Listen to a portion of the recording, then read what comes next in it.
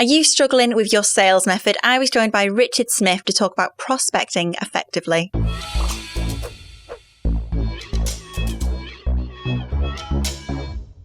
So Richard, welcome to Habitz. Where do people tend to go wrong with sales? Well, the first bad habit I see is that people think that prospecting in sales is something that's below them, quite frankly. They think it's the kind of thing that only telesales teams do. And as such, they just don't do it. They don't do it regularly. They don't do it effectively. I remember being stood in front of a group of tech founders, and I asked them, how much time do you dedicate to prospecting, engaging with people that you want to sell your product to?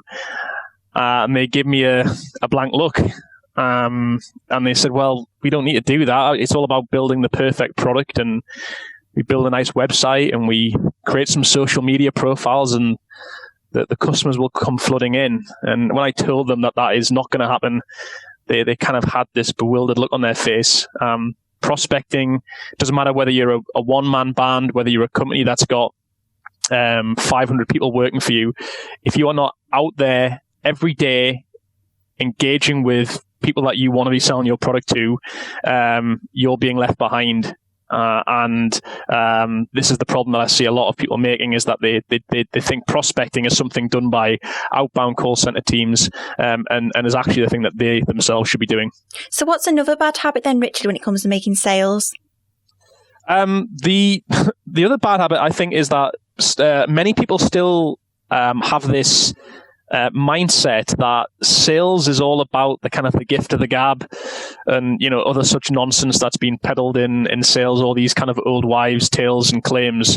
They believe that you're born or not born as a natural salesperson. And it couldn't be further from the truth. I think when people have that mindset that, I can't do sales, or I'm not very good at sales, or I'm not responsible for sales because I haven't got the gift of the gab, because I can't control the room, and they immediately think they have to get other people to do that job for them. Sales has gone beyond that now. There's lots of introverts who are successful in sales, and this mentality that you can only be good at sales if you can sell ice to the Eskimos is, quite frankly, a negative mindset, and one that just doesn't hold any truth in B2B sales today. I think that's a really good point you made as well. I think that's a third bad habit, having a negative mindset when it comes to sales as well. That massively impacts your job. I think when you have that kind of mindset, what you're doing is is putting off doing sales. Is like, hey, I'm not built for this. I don't have the sales sort of DNA, so I shouldn't do it. And it's kind of one of the reasons people don't grow their business, is because one of the reasons that's holding them back is they believe that they aren't in sales, even though they may be the owner of their business. And if they're not going to do sales, then who is going to do it? Exactly. Somebody's got to do it, and you've got to do it right, haven't you? So what would be your good habit then? What would your first good habit be for sales? So the first one I'd say is make prospecting a scheduled and fixed part of your day. What I mean by that is, if you load up your calendar on your Google Calendar or your Office 365 calendar, is make sure that there's at least 1 hour's block for prospecting on each day in your schedule. I don't care what kind of role you play in the business or what level of experience you have. That hour should be dedicated to trying to proactively engage to prospects that you would categorize as in your ideal customer profile, and treat that hour's block with the same respect as if it was, an account review with your most valuable customer. You wouldn't ditch and move that calendar slot. You would hold it, and you would treat it with the respect. Put that in every single hour of the day. 1 hour out of the 8 to 12, 13 hours a day that you're working is nothing when you consider that over the course of a week, 5 hours a week, 20 hours a month, 248 hours a year. Consider the business opportunities that you will get by dedicating that very small amount of time every single day specifically to engaging with prospects who you want to be getting in front of. Yeah, absolutely, because you've got to know your customer, haven't you? You have, and I think this is the other challenge is that we're not spending enough time listening and understanding what our customers are actually saying and the problems and the pain points that they've got, which sort of leads me into good habit number 2, which is when you are actively trying to sell your product to your prospects, use the language that your prospects and customers use. Do not use marketing technical jargon which makes zero sense. None of my prospects are waking up in the morning and thinking, "Oh, I just need to go out and buy an AI-driven conversation and intelligence platform." Nobody is thinking of that when they wake up in the morning.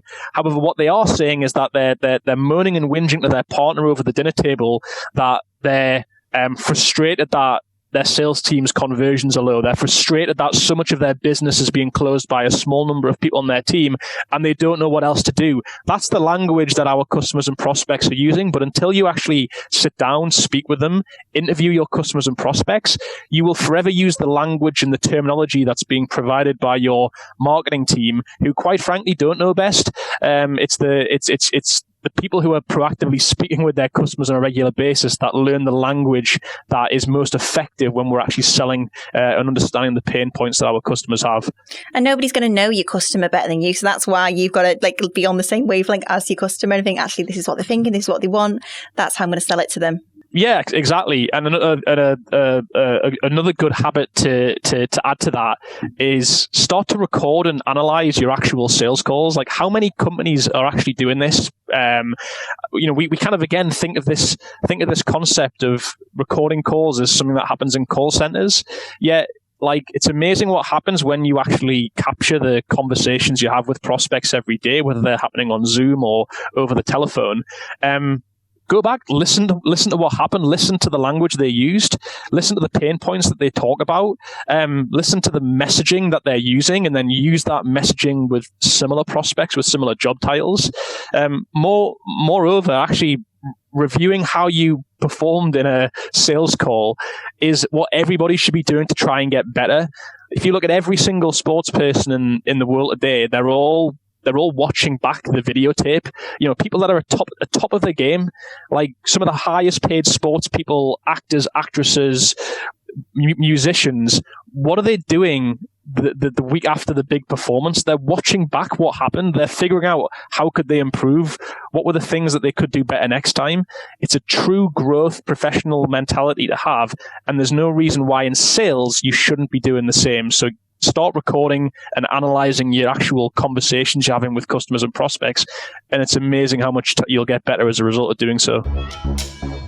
Yeah, absolutely. Some really, really good points there, Richard. Thank you. So where can people find you and pick up your advice? Where can people find you online? Yeah, so I'm very proactive on LinkedIn, share a lot of posts around sales best practices, around my experiences in doing better sales calls, prospecting. So if you just search for Richard Smith Refract, which is the name of my company, you'll find me. If you search for Richard Smith, you probably won't find me because there's about 10 million of us out there. Or if you want to understand how you can get better at prospecting and creating new conversations with your ideal prospects, how to cold call, how to write great cold emails, then if you go to www.problemprospecting.com, it will link you to our Amazon bookstore where you can buy a book. It'll be the best £10 that you'll spend this month. Brilliant. Thank you so much again for joining us, Richard. Cheers, man. Thank you.